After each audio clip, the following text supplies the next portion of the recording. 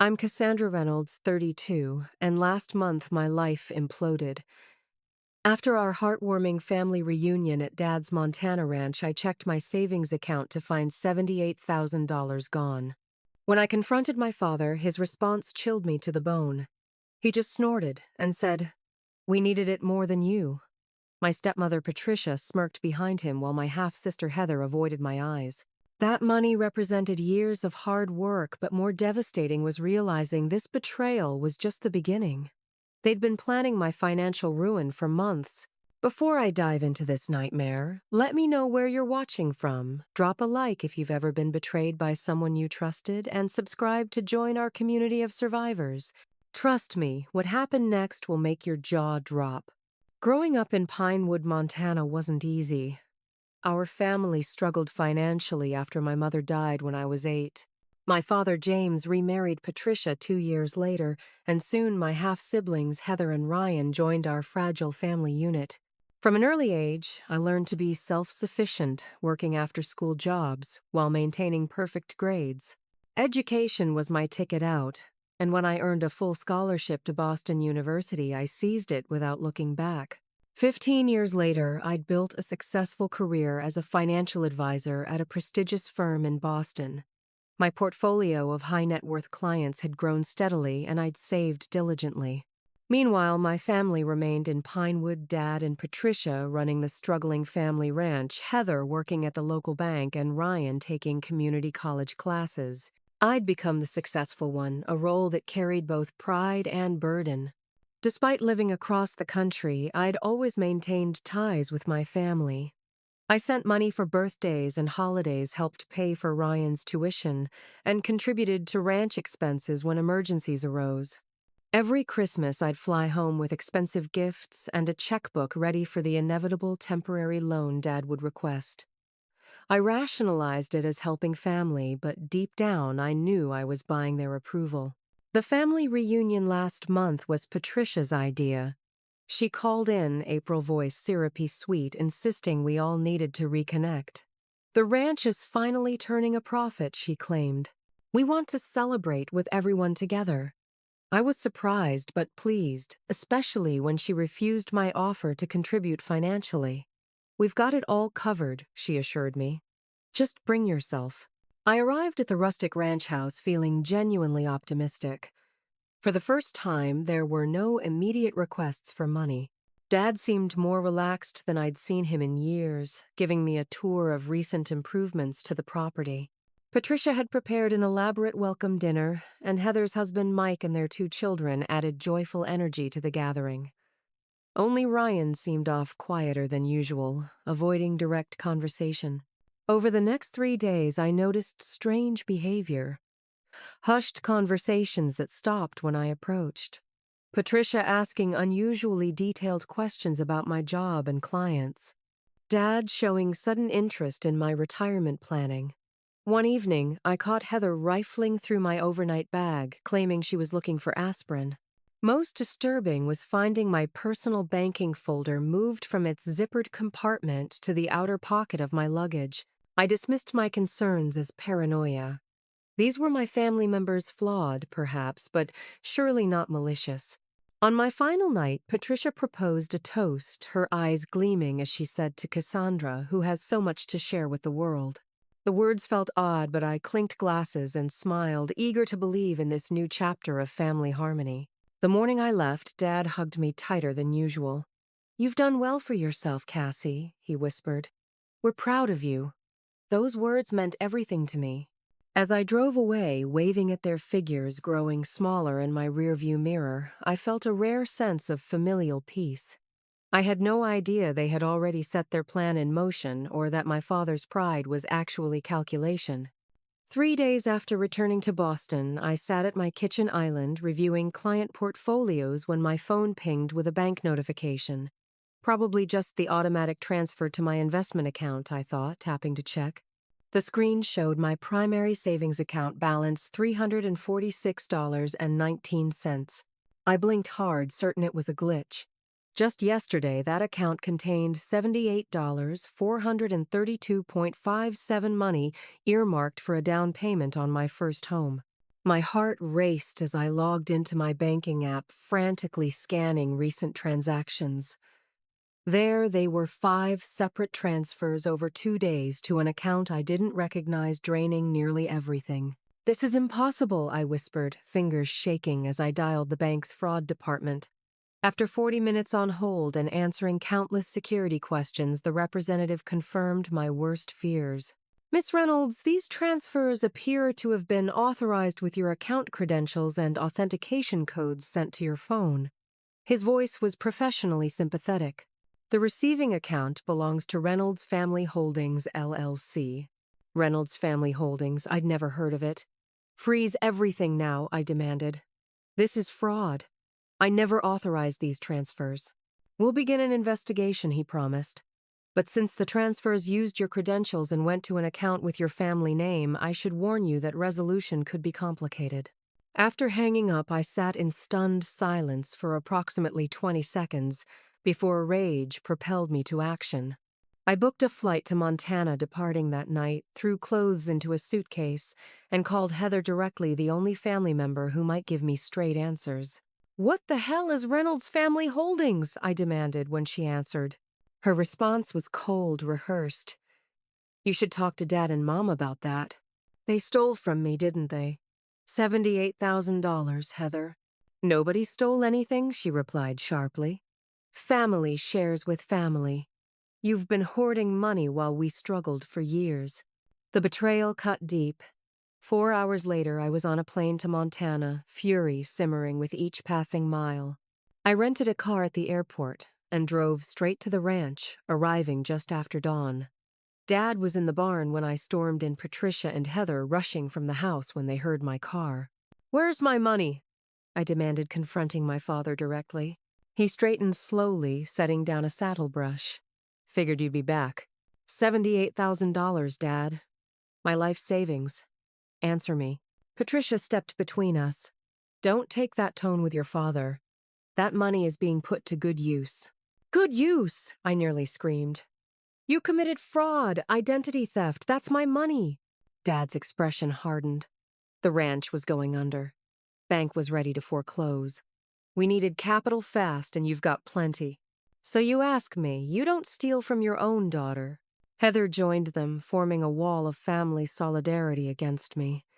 "You abandoned us years ago, Cassandra, living your fancy life in Boston while we scraped by. That money is just a fraction of what you owe this family." I was speechless. "What I owe you, I've sent thousands over the years." "Pennies from your table," Patricia sniffed. "We found your bank statements when we were helping unpack your things. Saw what you've really been making. All these years claiming you could barely help us when you've been stockpiling wealth." The violation was staggering. "You went through my private documents. That's how you got my account information." "Family doesn't have secrets," Dad said, his voice frighteningly calm. "We established the LLC last month. Perfectly legal. You're even listed as a member. Without my knowledge or consent." I was shaking now. "I'm calling the police." Dad laughed, actually laughed. "Go ahead. Sheriff Thompson has been a friend for 30 years. Grew up with Patricia's brother. See how far you get claiming family financial arrangements are criminal." Ryan appeared from the house, hovering uncertainly on the porch. When our eyes met, he quickly looked away, shame evident in his hunched shoulders. "I trusted you," I said, my voice breaking. "All of you. And we trusted you'd help family when needed," Patricia countered. "Instead, you made us take matters into our own hands. Now the ranch is saved, and you'll still have plenty more where that came from." "Get off our property," Heather said coldly, "unless you're finally ready to be a real part of this family." I looked at my father, searching for any hint of the man who had once taught me to ride bikes and kissed my scraped knees. "Dad, please.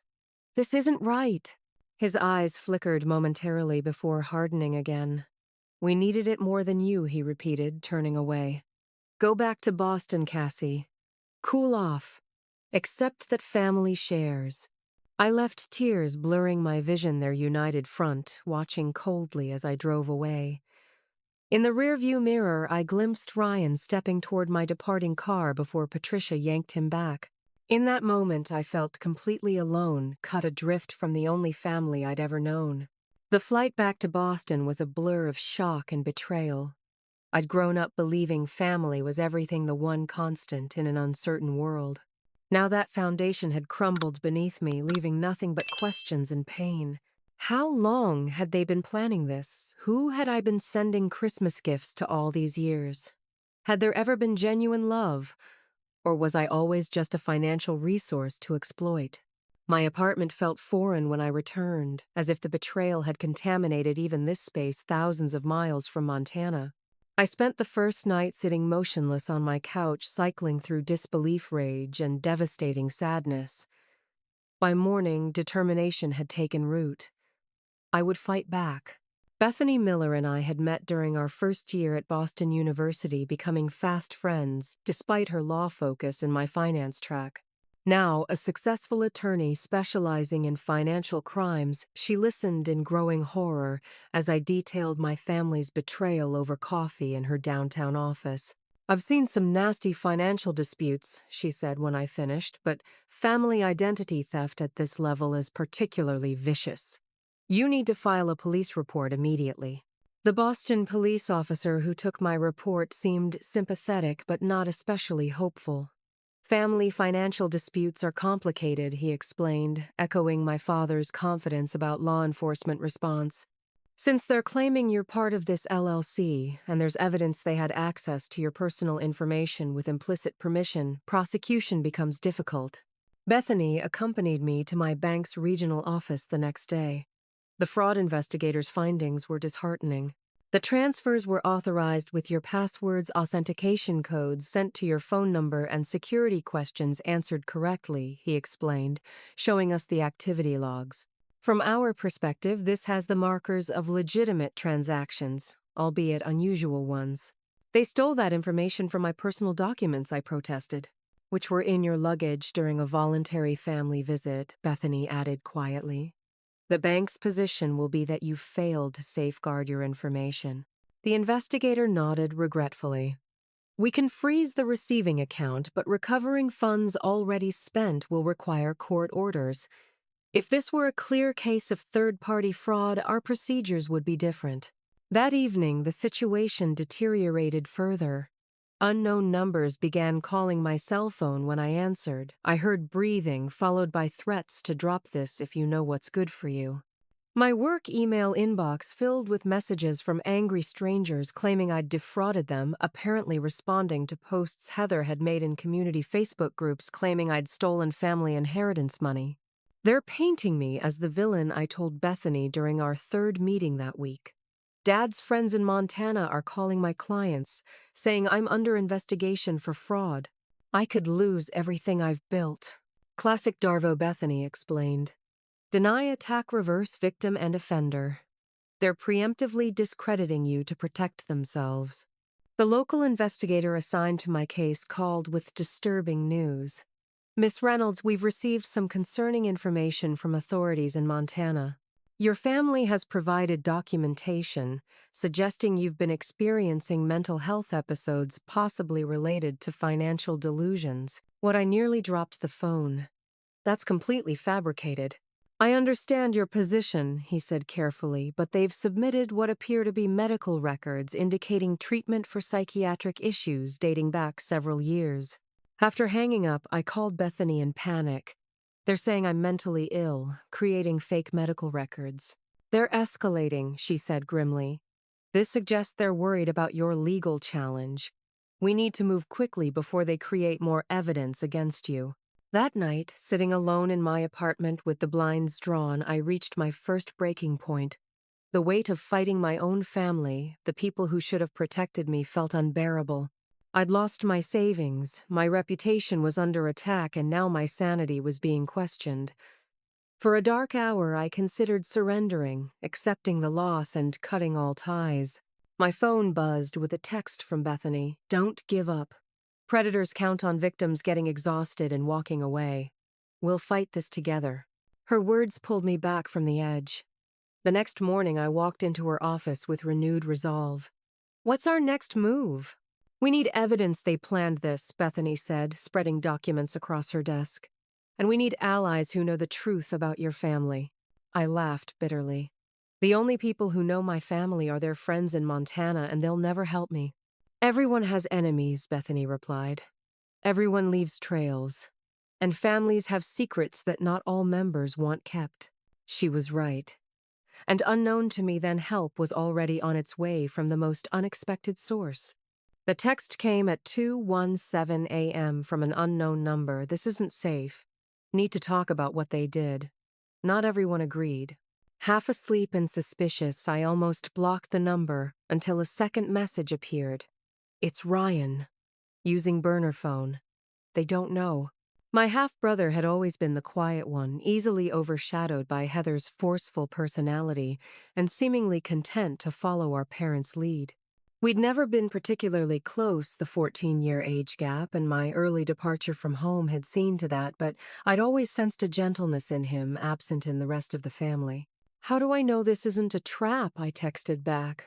Summer, when you were 16, you taught me to ride bike after Dad said I was too clumsy. You never told him when I crashed into Mrs. Peterson's rose bushes. A memory only Ryan and I shared. With shaking fingers, I called the number. I can't talk long, he whispered when he answered. They think I'm at an all-night study session at the library. Ryan, what's going on? Why did they do this? His voice trembled. They've been planning it for months, Cass. Way before the reunion. I heard them talking back in January about accessing Cassandra's reserves for the ranch. I thought they meant asking you for a loan. But it wasn't just for the ranch, was it? The pieces were falling into place. No. His voice dropped even lower. The ranch was failing, that part's true. But Dad could have gotten a regular loan if Patricia hadn't drained their accounts for gambling. She's been going to casinos in Idaho almost weekly. The betrayal deepened with each word. And the reunion, a setup. They needed access to your accounts, passwords, documents. Patricia said you'd never voluntarily give enough to cover everything they needed.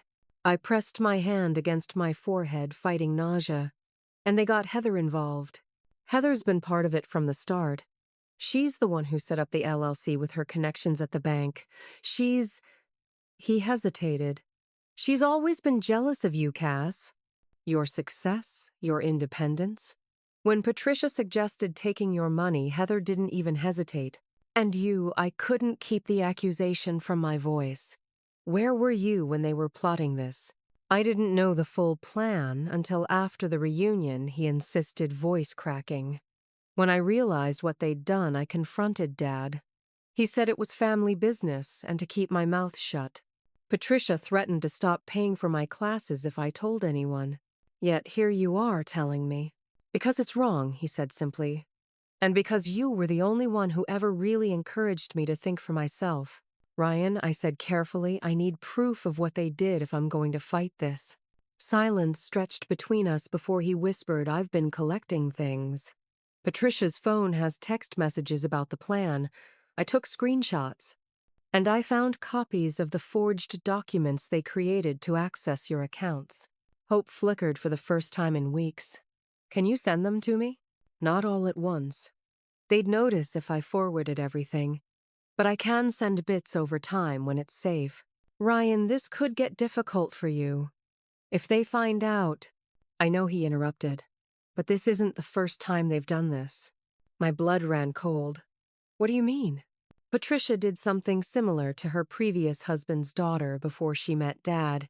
I overheard her on the phone with someone laughing about how Jessie never knew what hit her either.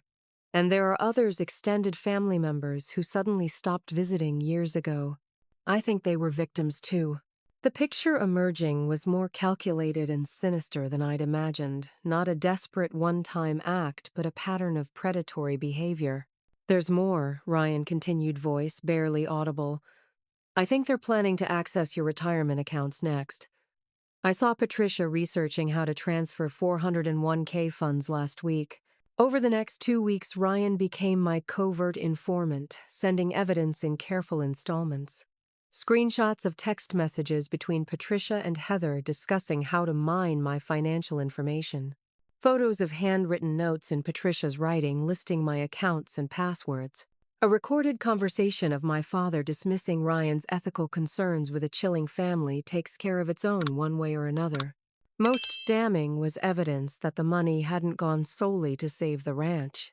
Bank statements showed large withdrawals for Patricia's gambling habit, a new truck for my father, and most shockingly, $15,000 transferred directly to Heather for a kitchen remodel. Armed with this evidence, Bethany and I developed a strategy. First, we filed for emergency injunctions to freeze the remaining funds in the Reynolds Family Holdings, LLC. Next, we submitted Ryan's evidence to both the Boston Police and the FBI's Financial Crimes Division, focusing on the interstate nature of the fraud, to elevate the case beyond local jurisdiction. Our first real victory came when the court granted our freezing order. Within hours, my phone exploded with furious texts from Patricia and Heather.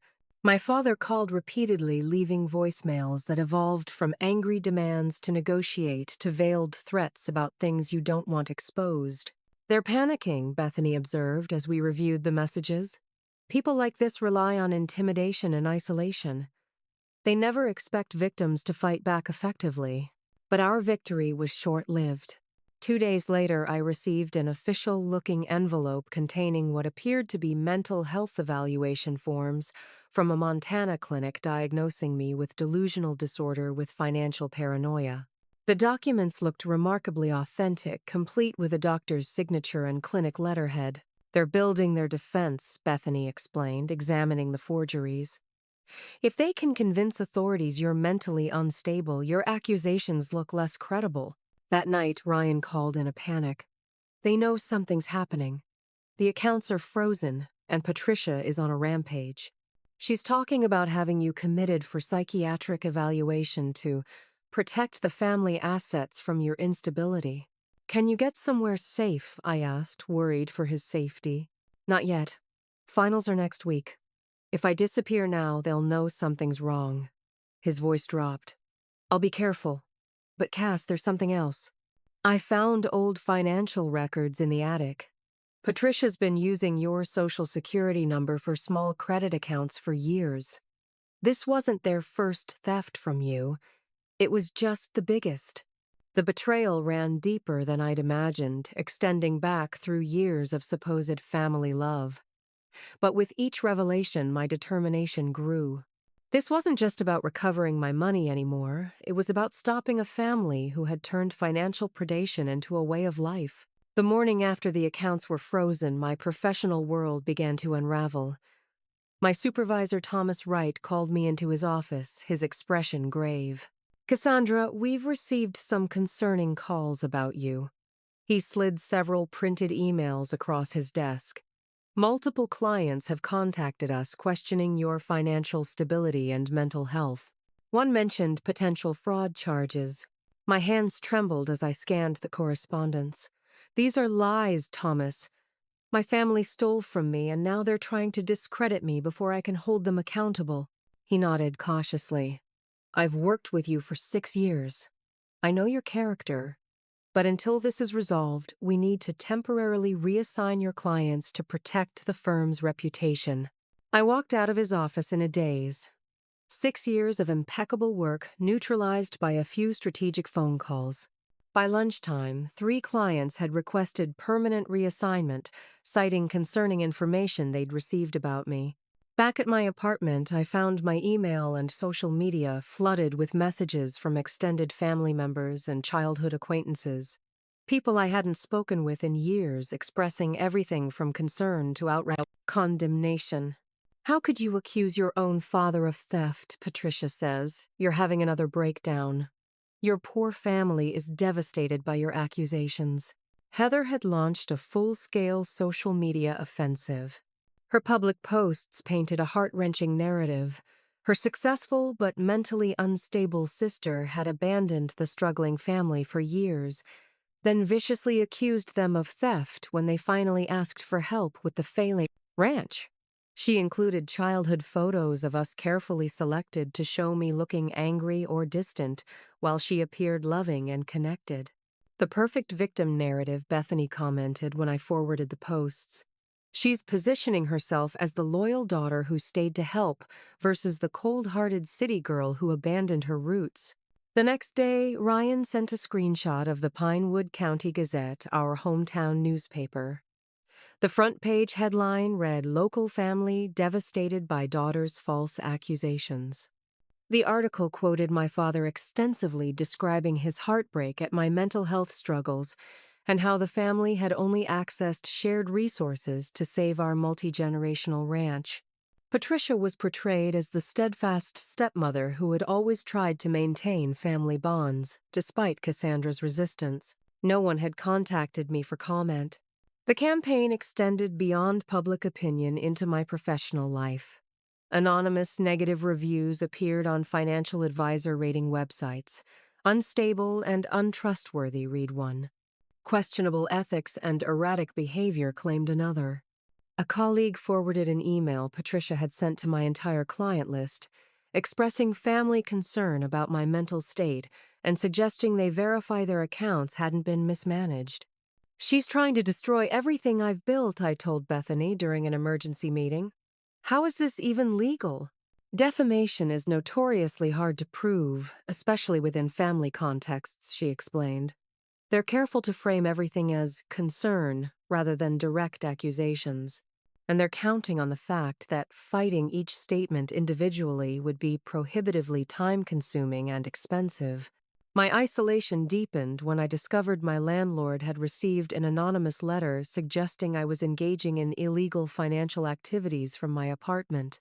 While he didn't evict me, his previously friendly demeanor turned cold and suspicious. One evening, returning from a grueling day of damage control, I noticed a dark SUV idling across from my building. When I glanced toward it, the vehicle pulled away quickly, but not before I glimpsed the driver, Sheriff Thompson from Pinewood County, Patricia's self-proclaimed old family friend. "They're watching me. In Boston?" I asked Bethany incredulously after reporting the incident. "Intimidation tactics," she replied grimly. "Thompson has no jurisdiction here, but his presence sends a message they have reach beyond Montana." The pressure intensified. Strange calls continued at all hours. I began noticing signs someone had been in my apartment items, slightly moved my computer showing different browser history than I remembered. The final straw came when I returned home one night to find my apartment door ajar, lights blazing inside. Heart pounding, I called the police before cautiously entering. The destruction was methodical: drawers, emptied furniture, overturned documents scattered. But most chilling was the message spray-painted across my living room wall: "Family traitor." The responding officers took pictures and dusted for prints, but their expressions suggested little hope of finding the culprits. "No security cameras in this hallway," one noted. "And the building's front door lock is easily bypassed." That night I checked into a hotel under Bethany's name, too frightened to return home. Sitting on the anonymous hotel bed, I hit my second breaking point. The financial theft had expanded into psychological warfare, and my family's reach seemed to extend everywhere. For a dark moment, I considered dropping everything, abandoning my career, changing my name, disappearing to somewhere they couldn't find me. My phone pinged with a text from Ryan: "Don't give up. I found more evidence. They've done this before, and those victims stayed silent. We can stop them." His courage risking his safety while still under their roof shamed my moment of weakness. If my 20-year-old brother could stand firm in the lion's den, I could continue fighting from a distance. "We need to change strategies," I told Bethany the next morning. "Defensive reactions aren't working. It's time to go on the offensive." "You need a professional," Bethany said, sliding a business card across the hotel room table. "Someone who knows how to dig deeper than we can." Diego Ramirez, private investigator. The card read simply, "Former FBI Financial Crimes Division." Diego turned out to be a compact, methodical man with penetrating dark eyes that missed nothing. He listened to my story without interruption, taking minimal notes in a leather-bound notebook. "Family financial predation cases are more common than people think," he said when I finished. The betrayal element makes victims reluctant to report, and the family connection complicates prosecution. But predators leave patterns, and patterns can be tracked. Within a week, Diego had uncovered disturbing information about Patricia's past. Before marrying my father, she had been Patricia Lawson, married to businessman Robert Lawson in Idaho. Robert had a daughter from his first marriage named Jessica. Jessica Lawson filed a police report 12 years ago claiming Patricia had systematically drained her college fund and personal savings, Diego reported, showing me the redacted document. The case was eventually dropped when Jessica couldn't prove Patricia didn't have permission to access the accounts. That's what Ryan overheard. Jessie never knew what hit her, I murmured. Diego nodded. I tracked down Jessica. She's living in Oregon now, changed her name to distance herself from the family. But she confirmed everything. Patricia methodically gained access to her financial information, drained her accounts, then launched a smear campaign, painting Jessica as mentally unstable when she tried to fight back. Did she know about other victims? I asked. 3, that she was aware of all family members who had successful careers and significant savings. Patricia's pattern appears to be consistent: identify family members with financial resources, manufacture reasons for close contact, obtain personal information through seemingly innocent means, then systematically drain accounts. When confronted, she weaponizes family loyalty to discredit the victim. The investigation revealed a trail of estranged relatives and settled lawsuits across 3 states. Patricia had refined her techniques over time, becoming more sophisticated with each target. What made my case different was the scale. Previous thefts had been smaller, carefully calibrated to what the victim might reluctantly write off to preserve family peace. Meanwhile, Ryan continued his covert evidence gathering. Using his computer science skills, he gained access to the family computer and discovered a folder containing detailed plans for what they called the Cassandra project. Documents dated 8 months earlier outlined a comprehensive strategy to access my accounts with tasks assigned to each family member. Patricia was the architect, Ryan explained during a late-night call. Dad provided information about your childhood for security questions. Heather used her banking connections to create legitimate-looking transfer documentation. They even ran practice scenarios for dealing with your expected reactions. And what was your role supposed to be? I couldn't help asking. His voice tightened. Tech support. They wanted me to help crack any 2-factor authentication. I told them I didn't know how. After a pause, he added, I should have warned you when I first suspected something. I'm sorry, Cass. The evidence Ryan provided proved crucial. Bank records showed the money hadn't gone towards saving the ranch, but instead had been divided. Some paying Patricia's gambling debts, some transferred to Heather's personal accounts, and the remainder moved through a series of shell companies to obscure its final destination. Most shocking was discovering they had opened multiple credit accounts in my name over the years, making small charges that wouldn't trigger my attention, but accumulated to nearly $30,000 of debt. Debt that was now affecting my credit score and financial standing. Diego's investigation into Sheriff Thompson revealed the final piece of the puzzle. Thompson wasn't just a family friend, he was Patricia's brother-in-law from her first marriage, maintaining ties despite her divorce. His position in law enforcement had been instrumental in discouraging previous victims from pursuing charges. The relationship network is extensive, Diego explained, showing me a chart of interconnected names. Patricia cultivates strategic friendships with people in positions that can help her schemes or hinder investigations. The bank manager who approved unusual transactions, the doctor who signed questionable medical evaluations, the sheriff who dismisses fraud claims as family matters, all connected through carefully maintained social relationships. The picture that emerged was far more calculated than I had initially imagined. This wasn't a desperate family making a bad decision in financial straits. It was a sophisticated operation with my father, stepmother, and half-sister working as a coordinated team targeting family members across multiple states over more than a decade. The good news, Diego said after presenting his findings, is that this pattern elevates the case from simple family fraud to organized criminal activity crossing state lines. That puts it squarely in FBI jurisdiction beyond the reach of Sheriff Thompson's influence. As we prepared to take our evidence to federal authorities, Ryan called with urgent news. "They know something's wrong," he whispered. "Dad found me copying files from Patricia's computer." I claimed I was backing up family photos, but he didn't believe me. "Patricia's been watching me constantly, and someone went through my room yesterday." "You need to get out of there," I insisted. "If they suspect you're helping me—" "I can't leave yet," he interrupted. "There's one more piece we need: proof that Dad knew about Patricia's previous frauds before they targeted you. I found references to it in their bedroom. If I can get that evidence, it shows premeditation and conspiracy." "Ryan, it's too dangerous. Your safety matters more than additional evidence." 3 days, he promised. "Give me 3 more days, then I'll come to Boston." That night, my phone rang at 3 a.m.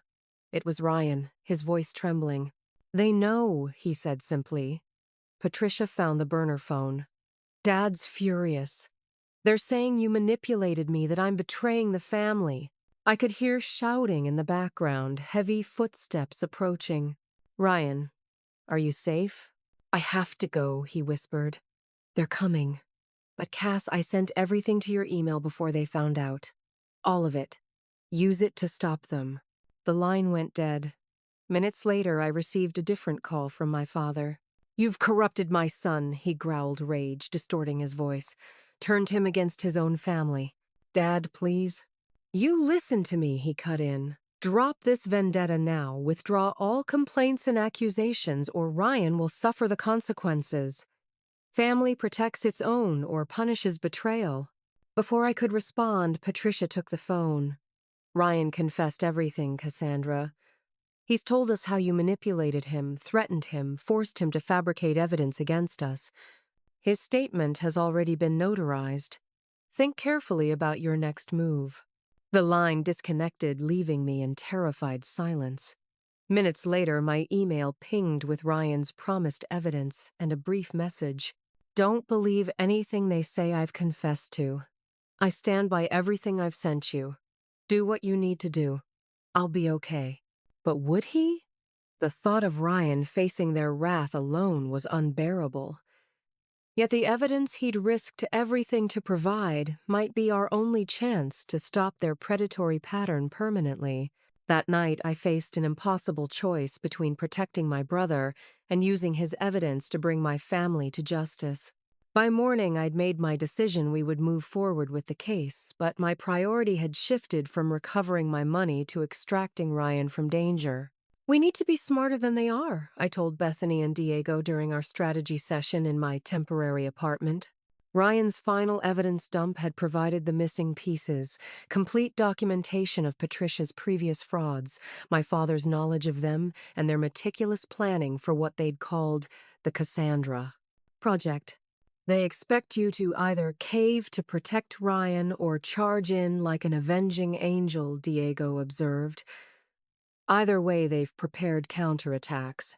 "So we do neither," I replied, the outline of a plan forming. "We make them think they've won while we build an airtight case they can't escape." Over the next week, we developed a comprehensive strategy that played to our strengths. As a financial advisor, I understood money trails and documentation better than my family ever could. Bethany's legal expertise helped navigate jurisdictional complexities. Diego's investigative skills and FBI connections provided resources beyond my family's reach. First, we secured multiple copies of all evidence Ryan had provided, storing them in separate locations and secure cloud accounts. "If they're willing to break into your apartment once, they might try to destroy evidence next," Diego warned. Next, I made a calculated public retreat. I posted a vague social media message about taking time for mental health and family healing, then deactivated my accounts. I requested a leave of absence from work, citing personal issues. To anyone watching, especially my family's informants in Boston, it would appear I'd abandoned the fight. "They'll be suspicious," Bethany cautioned. "Let them be," I replied. Suspicion without confirmation will make them nervous, possibly careless. While maintaining this public withdrawal, we worked intensively behind the scenes. Bethany compiled a comprehensive legal brief documenting every aspect of the fraud, complete with Ryan's evidence showing years of planning. Diego coordinated with FBI financial crimes specialists, focusing on the interstate nature of the offenses and pattern of previous victims. Most critically, I prepared detailed financial analyses tracking every dollar taken from my accounts, not just the recent large theft, but years of smaller fraudulent charges they'd made using my identity. The documentation was meticulous, designed to withstand any challenge to its accuracy or authenticity. We received sporadic, coded updates from Ryan. His situation was tense, but not immediately dangerous. My family had confiscated his phone and computer, restricted his movements, and were pressuring him to sign a statement claiming I had manipulated him into fabricating evidence. He was stalling, claiming emotional distress and confusion. "They're watching me constantly," he managed to communicate through a borrowed phone. "But they're also distracted. The frozen accounts have created financial pressure. Patricia's gambling debts have collectors calling. They're fighting among themselves about what to do next." This internal discord worked to our advantage. 3 weeks into our counterattack, I deliberately leaked information suggesting I was considering dropping all claims to protect family harmony. The message reached my father through a carefully chosen mutual acquaintance. His response was swift, a voicemail combining conciliation with continued gaslighting. "Cassie, I'm glad you're thinking clearly now. This family disagreement got out of hand. We should talk about Ryan's confusion and how to move forward together." The message confirmed our suspicion they believed their pressure tactics had worked. It was time for the next phase. Working with the FBI's Financial Crimes Unit, we executed a series of strategic moves designed to create false security for my family while building our legal position. First, I authorized a small transfer from one of my secondary accounts to the family LLC, making it appear I was extending an olive branch. Meanwhile, federal agents quietly issued subpoenas for banking records across multiple institutions connected to Patricia's previous frauds. My father called immediately after the transfer, his voice artificially warm. "I knew you'd come around, Cassie.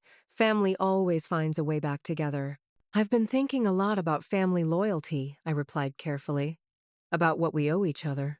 "Exactly," he said, audibly relieved. "Family stands together. Ryan's been asking about you. Perhaps you could visit next month when things are calmer." The mention of Ryan sent a chill through me. "I'd like that. Is he doing better?" "Much better now that this misunderstanding is resolving. Patricia's even talking about setting up a family trust to prevent future confusions about shared resources." Translation: they were creating a legal framework to justify their theft and facilitate future access to my finances. "That sounds sensible," I said, fighting to keep my voice neutral. "I should go. I have an appointment." "But Dad, tell everyone I've been doing a lot of thinking about what matters most." After hanging up, I turned to Bethany and Diego. "They bought it. They think I'm surrendering." Good, Diego nodded. "Because the FBI just confirmed they're ready to move. The interstate evidence is compelling enough for federal charges." Our strategy had created a critical advantage. My family believed they were winning, making them overconfident and less cautious. They'd relaxed their vigilance over Ryan, focused instead on consolidating their financial gains and creating legal structures to justify their actions. This false sense of security was shattered when Ryan called from a gas station pay phone 50 miles from the ranch. "I got away," he said breathlessly. "Dad and Patricia went to meet with their lawyer about setting up some trust. Heather was supposed to watch me, but she had to handle a work emergency. I took Dad's old truck and left a note saying I needed space to think." "Where are you heading?" I asked, relieved yet worried. "Not sure yet. They'll check bus stations and airports. Patricia took my ID and bank cards after they found the burner phone." "Stay where you are," I instructed. "Diego has contacts in Montana who can help." Within hours, one of Diego's former FBI colleagues had collected Ryan and taken him to a safe location. That night we video called, and I saw the physical toll the past weeks had taken on him. He'd lost weight, developed dark circles under his eyes, and flinched at sudden movements. "They've been relentless," he explained. "Constant manipulation alternating between threats and love bombing. Dad keeps saying you manipulated me, that I'm betraying real family by helping you." Patricia suggested psychological evaluation for my confused loyalty. His escape had accelerated our timeline. My family would soon discover his absence and realize their leverage was gone. Their predictable response would be to either flee with whatever money they could access or double down on discrediting both of us. "Time to spring the trap," Diego announced after conferring with his FBI contacts. Our counterattack culminated in a coordinated operation involving federal agents in both Boston and Montana. While I remained safely in Massachusetts with Bethany, Diego traveled to Montana to work with local FBI agents. The plan was precise, designed to prevent evidence destruction or flight risks. "The family trust meeting was the perfect opportunity," Diego reported afterward. "Federal agents intercepted your father and Patricia at their lawyer's office. Simultaneous warrants were executed at the Ranch Heather's home and their bank safety deposit boxes. The evidence recovery exceeded our expectations. Patricia had kept meticulous records of all her schemes, perhaps as insurance against betrayal by her accomplices. Agents discovered documentation of 7 separate family-based frauds spanning 15 years, including detailed notes on how each victim was selected and exploited. Most damning was a notebook outlining lessons learned from each operation, detailing how to improve their techniques for future targets. My own file was labeled highest value target to date, with annotations about using my pathetic desire for family approval against me. While Patricia had masterminded the schemes, the evidence confirmed my father and Heather were willing and informed participants. Their text messages discussed the Cassandra project as an exciting opportunity rather than a desperate last resort, with Heather particularly enthusiastic about finally getting what the princess has been hoarding. In the final irony, their careful documentation of their crimes, intended to help them perfect future frauds, became the evidence that guaranteed they couldn't escape justice. As Diego put it, they were so focused on creating the perfect fraud that they created the perfect case against themselves. By evening, all 3 were in federal custody facing multiple charges, including wire fraud, identity theft, conspiracy, and interstate transportation of stolen property. The combination of Ryan's insider evidence, Jessica Lawson's testimony about previous frauds, and the documentation recovered in the raids created an overwhelming case. "They're trying to make deals already," the lead FBI agent informed us, pointing fingers at each other, each claiming to be manipulated by the others. Classic conspiracy collapse. The victory felt hollow as I watched news footage of my family members being led into the federal courthouse in handcuffs. My father looking suddenly old and defeated, Patricia maintaining a mask of indignant innocence, Heather openly weeping. For the cameras. These people shared my blood, my history, my earliest memories. Yet they had calculated and executed a plan to destroy me financially, then attacked my reputation, career, and mental health when I dared to resist. The complexity of emotions, grief, vindication, lingering love, tangled with justified anger, left me numb. That night, Ryan and I spoke via video call from his safe location. "What happens now?" he asked, his young face serious in the dim light. "Justice happens," I replied, trying to sound more certain than I felt. "And healing for both of us. But first, I'm bringing you to Boston. You're not facing this alone anymore." For the first time in months, I slept without fear, knowing my family could no longer reach me or Ryan. The money mattered less now than the knowledge that their predatory pattern had finally been stopped, not just for me, but for all potential future victims.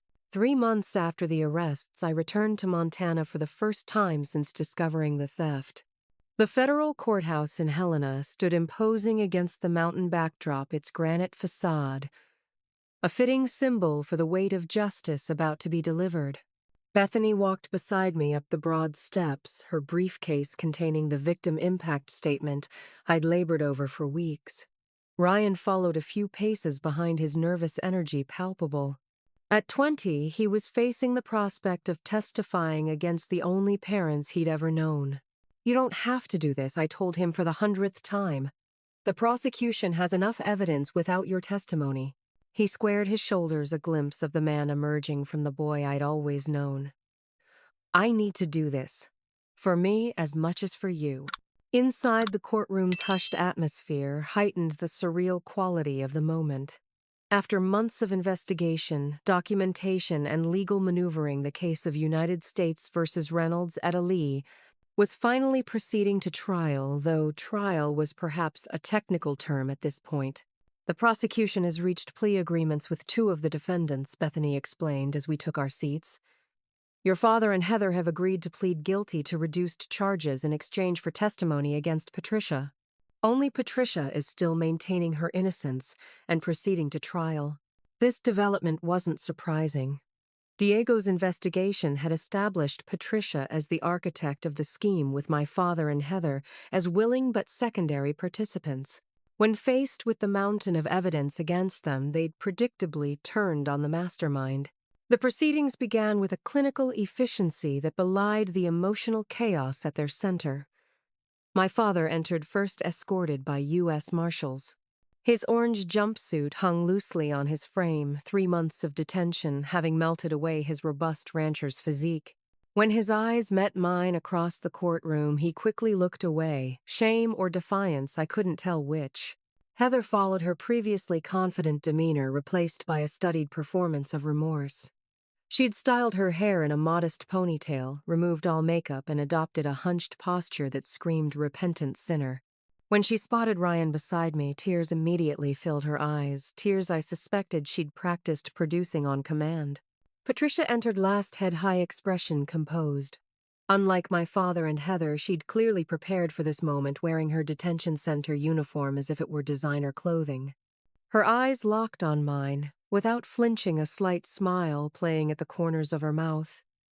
Even now, facing years in federal prison, she radiated the calculated confidence that had allowed her to manipulate so many for so long. The judge, a stern woman in her 60s, wasted no time on preliminaries. "We are here to accept plea agreements from defendants James Reynolds and Heather Reynolds Wilson, and to set a trial date for defendant Patricia Reynolds. Let's proceed."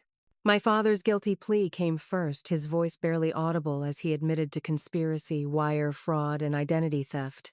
The prosecutor outlined the agreement: in exchange for testimony against Patricia and return of stolen funds, he would receive a reduced sentence of 3 years with possibility of parole after 18 months. When asked if he wished to make a statement, my father finally looked directly at me. "I failed as a father," he said, his voice cracking. "I betrayed my daughter's trust for money. There's no excuse for that. I'm sorry, Cassie." The simplicity of his statement struck me more powerfully than any elaborate apology could have. For the first time, he had acknowledged the basic truth, not that he had made a mistake or that there had been a family misunderstanding, but that he had chosen betrayal. Heather's plea followed a similar pattern, though her statement dripped with carefully crafted remorse and self-justification. "I was influenced by Patricia's manipulation and my own jealousy," she claimed, dabbing at tears. "I've always felt inadequate compared to Cassandra's success, and Patricia exploited that weakness in me." The judge seemed unimpressed by this deflection of responsibility. "Miss Reynolds Wilson, the evidence suggests you were an enthusiastic participant who stood to gain significantly from this scheme. Your plea is accepted, but I advise saving the performance for your sentencing hearing." Heather's face flushed at this rebuke. Her plea agreement included 2 years in federal prison with additional years of supervised release and financial restitution. When Patricia's case was called, she surprised everyone by suddenly announcing her intention to change her plea to guilty. After consultation with my attorney, she stated smoothly, "I've decided to accept responsibility for my actions." The prosecutor looked skeptical. "This is unexpected, Your Honor. We would need time to negotiate a plea agreement, as none currently exists for Miss Reynolds." Patricia smiled. I'm prepared to plead guilty without an agreement, Your Honor. I simply wish to spare everyone the time and emotional distress of a trial. The judge's eyes narrowed. Miss Reynolds pleading guilty without an agreement means the court has full discretion in sentencing up to the maximum penalties for all charges. Do you understand this? Perfectly, Your Honor. After confirming Patricia's decision was voluntary and informed, the judge accepted her guilty plea to all charges: conspiracy wire fraud, identity theft, interstate transportation of stolen property, and most seriously organizing a continuing financial crime enterprise. As part of the plea process, Patricia had to verbally admit to her actions. Without a hint of emotion, she calmly described orchestrating the theft of my savings using family connections to access my accounts and coordinating efforts to discredit me when I fought back. She admitted to previous similar schemes against other family members. Throughout her recitation, her voice remained steady, almost clinical. When she finished, the judge asked Miss Reynolds, "Do you wish to make any additional statement at this time?" Patricia turned slightly to face me directly. "Only that family is complicated. Cassandra benefited from opportunities others in the family never received. I saw my actions as rebalancing those inequities." Her smile returned, subtle but unmistakable. Every family has its own understanding of fairness. The calculated manipulation in her non-apology made my skin crawl. Even now, facing years in prison, she was attempting to justify predatory behavior as some perverted form of social justice. The judge's response was ice cold. "Miss Reynolds, the court recognizes no family understanding that permits fraud, identity theft, and organized criminal activity. You will be remanded until sentencing, which is scheduled for 4 weeks from today." As the marshals led Patricia away, she turned one last time toward me.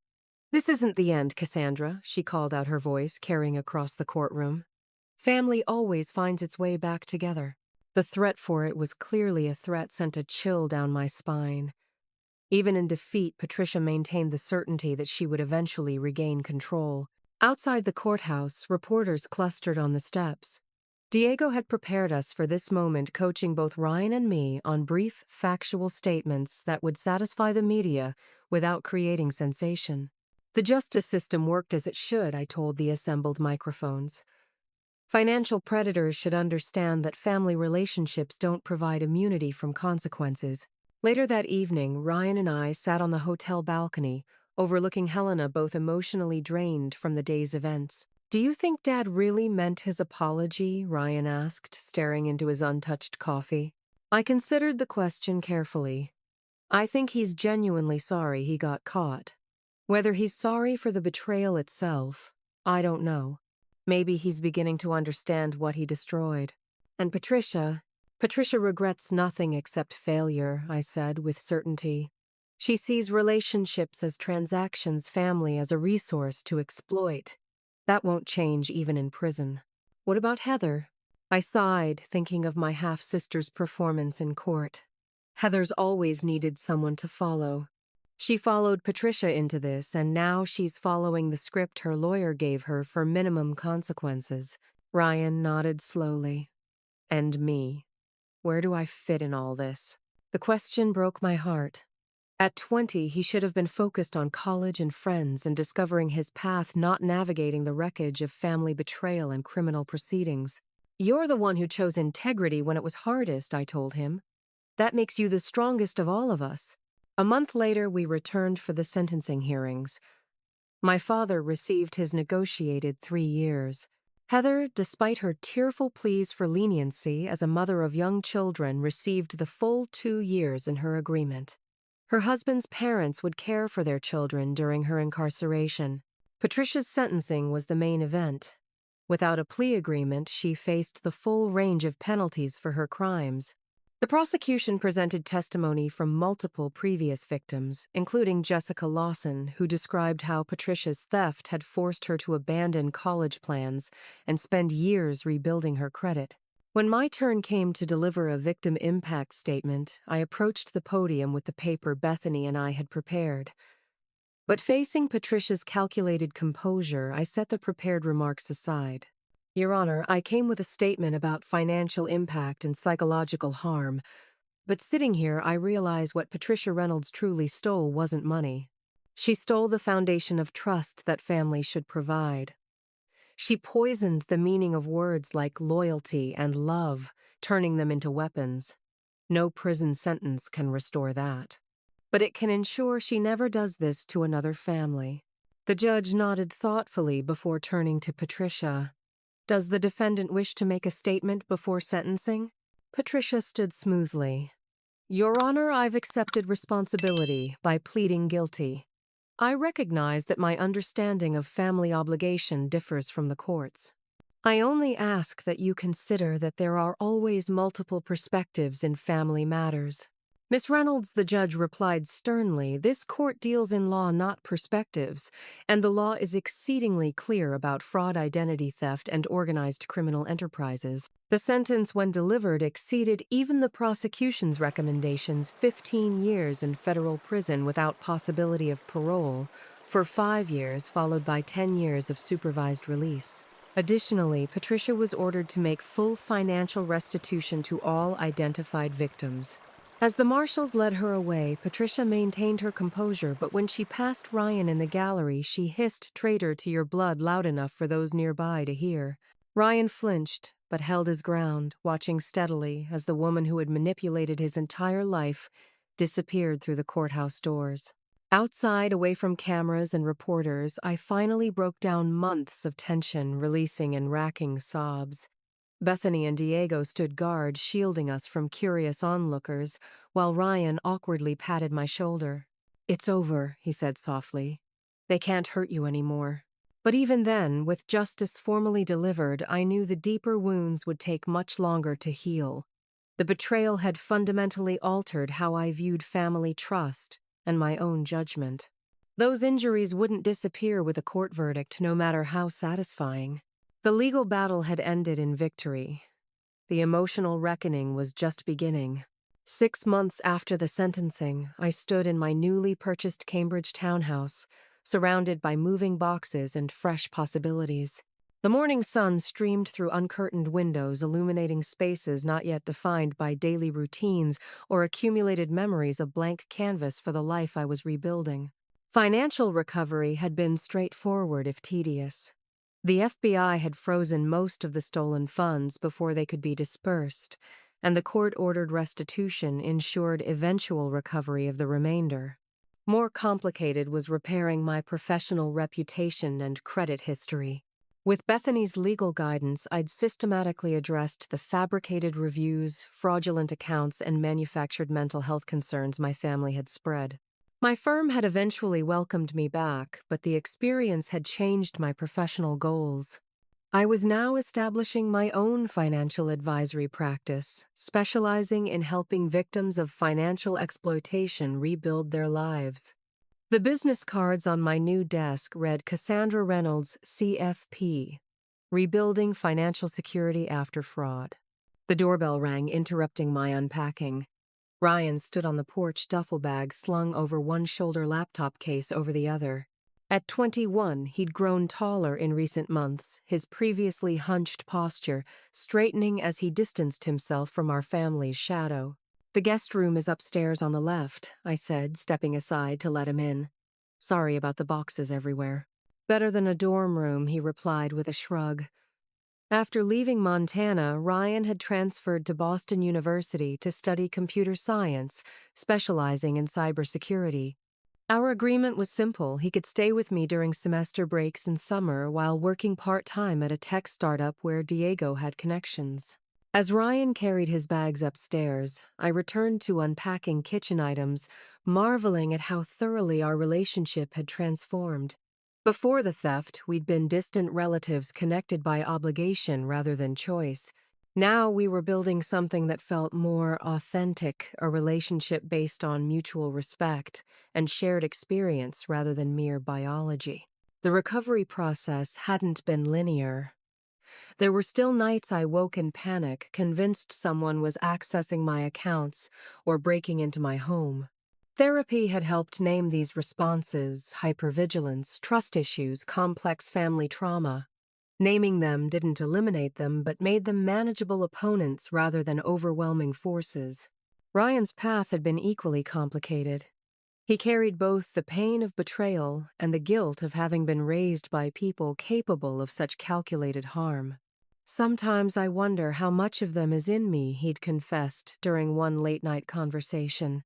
If Patricia could pretend to love people while seeing them as targets, how do I know I'm not capable of the same? These conversations happened regularly, now raw and honest exchanges about family legacy choice versus inheritance, and the possibility of breaking destructive patterns. We were creating a new kind of family dialogue, one built on truth rather than manipulation, accountability rather than blame.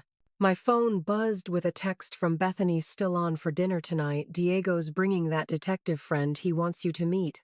Our support network had expanded in unexpected ways. Bethany had shifted from lawyer to friend, her pragmatic counsel extending beyond legal matters into life decisions. Diego, initially a hired investigator, had become a trusted advisor and occasional dinner companion. And through Diego, we'd connected with other fraud victims who understood the unique pain of familial betrayal. Later that evening, our dining table hosted its first gathering: Bethany, Diego, two other financial fraud survivors, and Ryan. As we shared pasta and stories, laughter eventually mingled with the heavier conversation. This, I realized, was what healthy support looked like: people who understood your wounds without requiring you to constantly display them. I heard from Jessica Lawson yesterday, I mentioned, as we cleared dinner plates.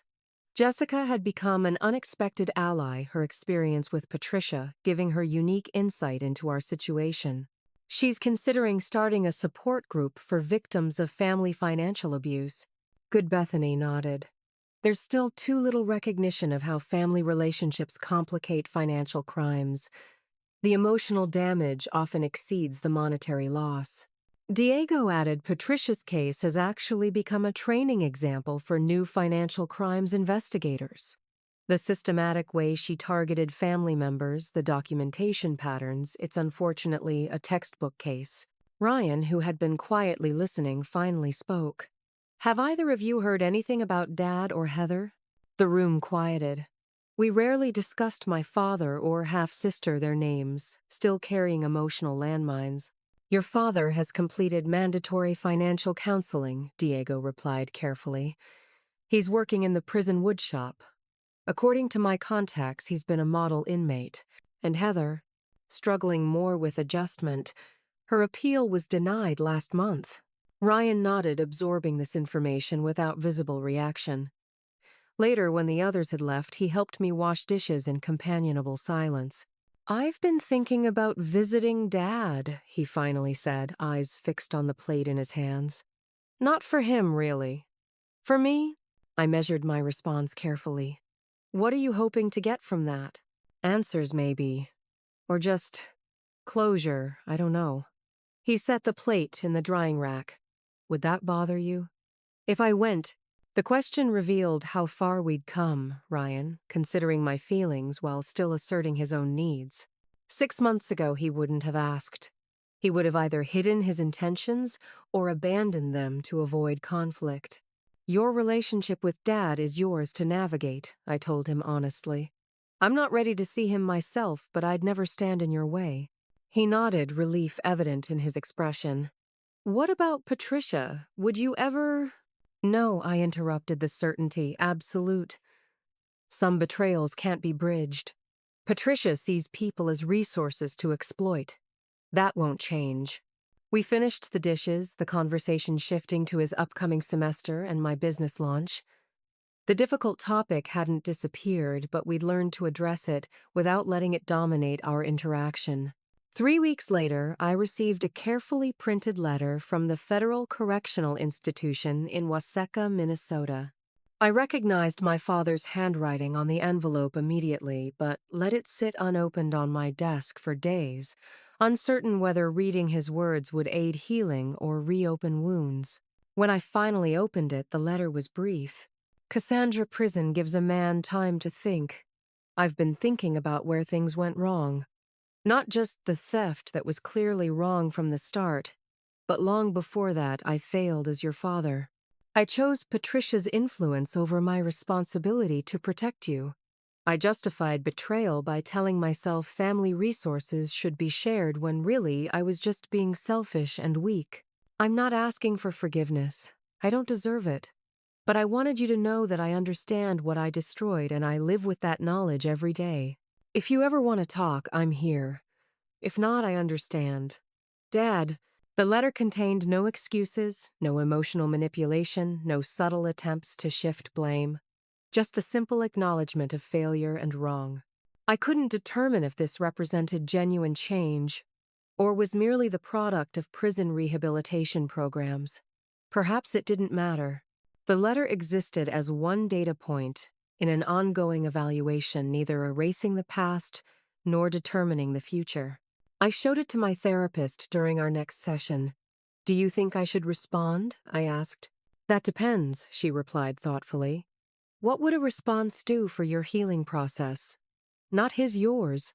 The question framed my decision perfectly. After careful consideration, I sent a short reply. I received your letter. I appreciate the acknowledgement of harm done. I'm not ready for ongoing communication, but I'm glad you're reflecting on your choices. Ryan may visit soon. Please be honest with him. He deserves that much. Setting boundaries without slamming doors completely shut felt like progress, a way of honoring my need for distance while recognizing that people sometimes change. Not Patricia, her narcissistic patterns were too deeply ingrained, but perhaps my father, separated from her influence, might genuinely recognize the damage he'd caused.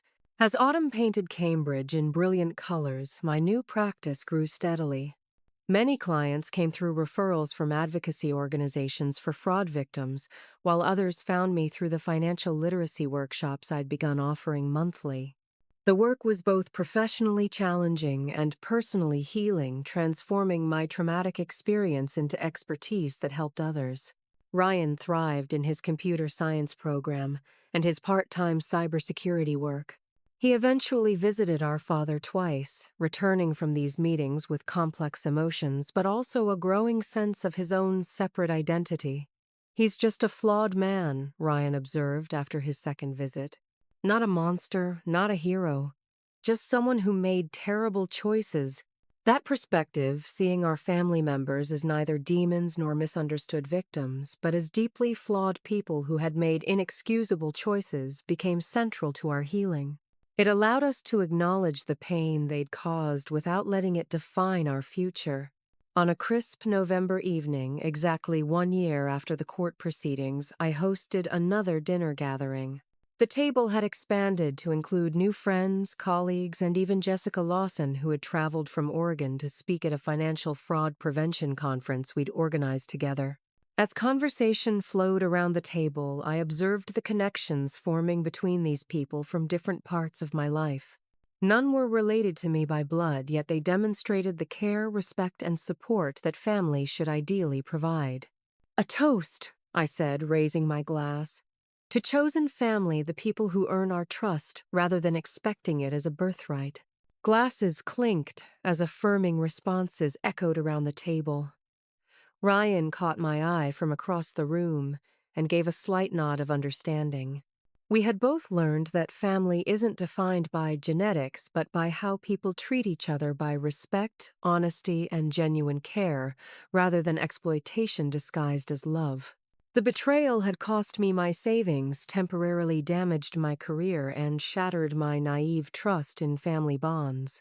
But it had also forced me to rebuild a life with stronger foundations, more authentic relationships, and clearer boundaries. The price had been painfully high, but the lesson was invaluable. True family, whether biological or chosen, strengthens rather than exploits, supports rather than undermines, and faces hard truths rather than constructing convenient lies.